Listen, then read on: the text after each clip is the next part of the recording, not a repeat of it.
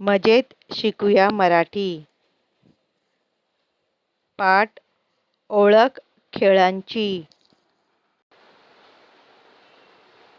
मुलांनो, आज आपण ओळख खेळांची हा पाठ शिकणार आहोत.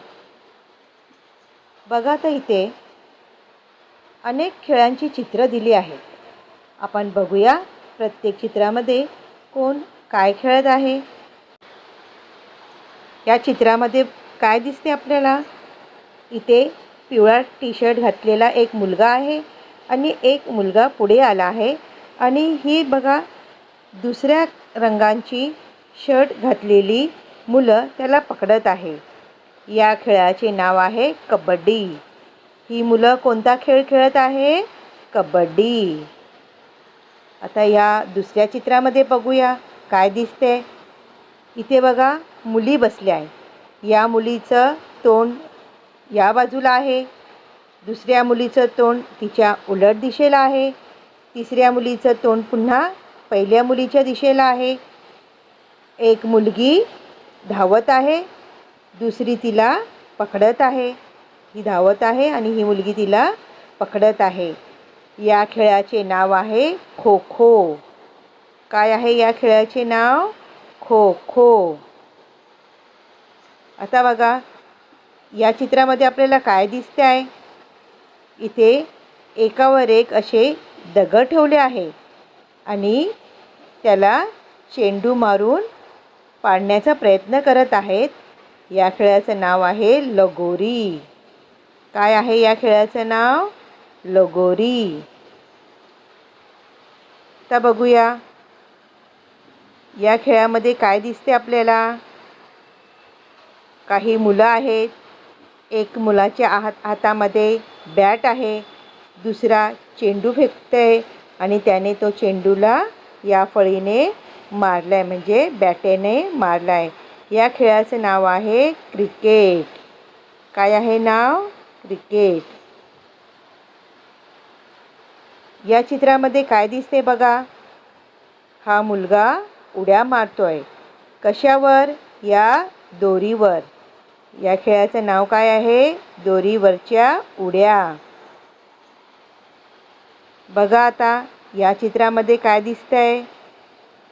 ही मुलगी आहे, तिच्या हातात ही रशी आहे आणि काय फिरते इथे? भवरा. ही मुलगी काय खेळते? काय फिरवते? भवरा फिरवते. या चित्रामध्ये काय दिसतं आपल्याला? एक मुलगी आहे आणि ती पतंग उडवत आहे. काय उडवत आहे? पतंग.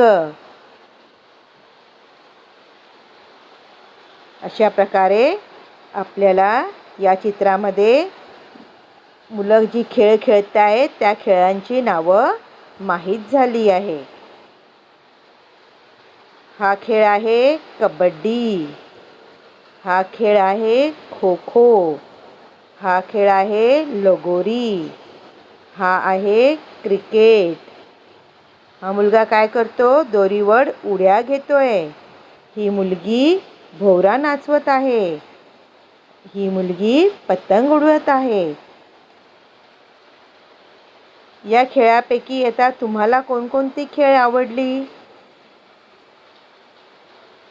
या सगळ्या खेळांची नावं तुम्हाला माहीत झाली पाहिजे. तुम्ही खेळताना ही खेळ खेळा आणि नावही पाठ करा. आपण या चित्रांमध्ये ज्या खेळांची नावं पाहिली आहेत त्या खेळांवरून आता आपण पुढील वाक्य बनवूया. बघा, ऐका, म्हणा. रिकाम्या जागी वर्गातील मुलाचे मुलीचे नाव वापरावे. आपल्याला इथे काही वाक्य दिली आहेत आणि रिकाम्या जागा दिल्या आहेत. तिथे आपल्याला काय करायचं आहे? आपल्या वर्गातील मुलाचे नाव वापरून वाक्य बनवायचे आहे आणि मुलीचे नाव वापरून ही वाक्य बनवायचे आहे. आता इथे 2 क्रियापद दिले. खेळतो, खेळते. तर मुलीच्या नावाबरोबर आपल्याला कोणतं क्रियापद पाहिजे आणि मुलाच्या नावाबरोबर कोणतं पाहिजे ते आपण बघूया. पहिलं वाक्य काय आहे आपलं? मुले कबड्डी खेळत आहेत. आता आपल्याला काय करायचं आहे? एका मुलाचं नाव घेऊन वाक्य बनवायचं आहे. महेश कबड्डी छान खेळतो.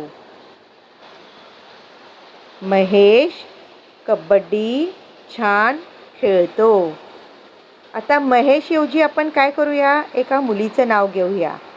मीना कबड्डी छान खेळते. आपल्याला काय बोलावं लागेल? खेळते. मीना कबड्डी छान खेळते. दुसरं वाक्य बघा. मुली खो खो खेळत आहेत. मुली खो खो खेळत आहेत. आता आपल्याला इथे काय करायचं आहे?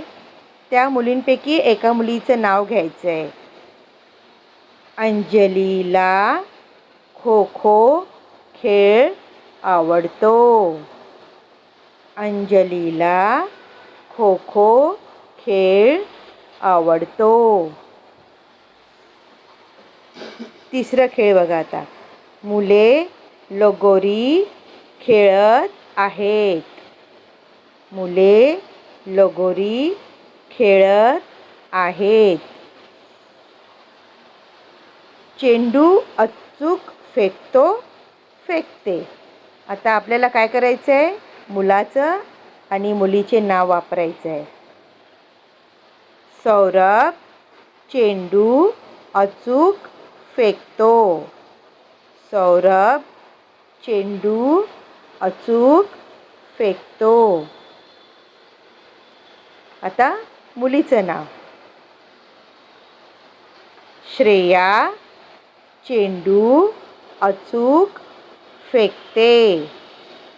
श्रेया चेंडू अचूक फेकते.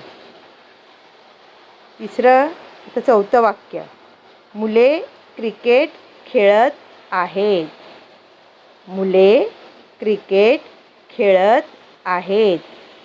आता मुलाचं नाव. हसन क्रिकेट छान खेळतो. हसन क्रिकेट छान खेळतो. फातिमा क्रिकेट छान खेळते.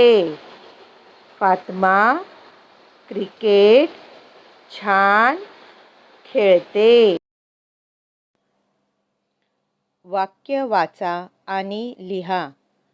महेश कबड्डी छान खेळतो. मीना कबड्डी छान खेळते. अंजलीला खो खो खेळ आवडतो. सौरभ चेंडू अचूक फेकतो. श्रेया चेंडू अचूक फेकते. हसन क्रिकेट छान खेळतो. फातिमा क्रिकेट छान खेळते. आता चित्रांमध्ये जी खेळांची साहित्य आहेत त्यांची आपण नावं वाचूया. मी नावं वाचते, तुम्ही ऐका आणि म्हणा. लगोरी,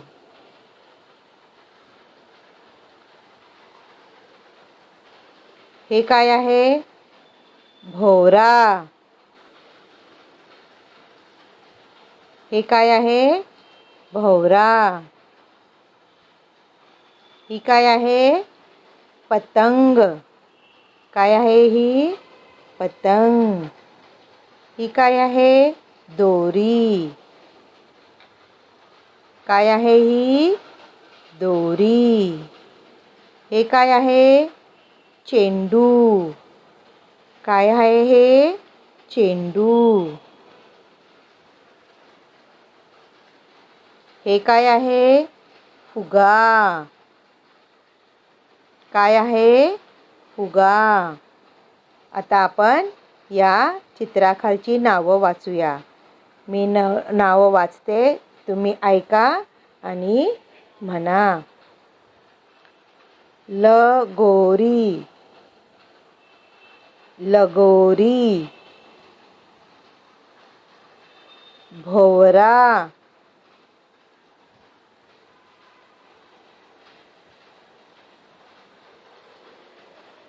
पतंग.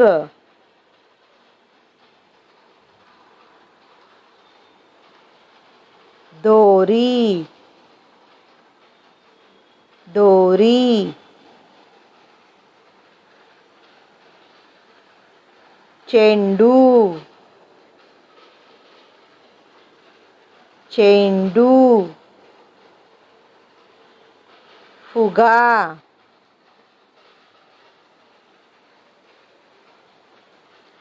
आता या साहित्यांची नावं वाचा आणि लिहा.